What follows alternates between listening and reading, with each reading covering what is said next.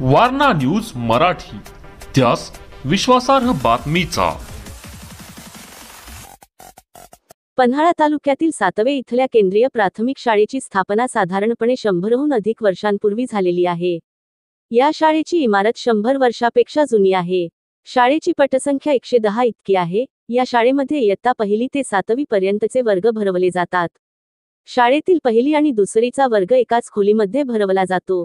नेमक्या याच वर्गाची भिंत आज दुपारी 2 वाजण्याच्या सुमारास कोसळली। सुदैवानं भिंत ज्या वेळी कोसळली त्यावेळेला शाळेची जेवणाची सुट्टी झालेली होती आणि सर्व विद्यार्थी जेवणासाठी वर्गातून बाहेर गेले होते। त्यामुळे मोठी जीवितहानी टळली। या खोलीमध्ये 25 विद्यार्थ्यांची बैठक व्यवस्था होती।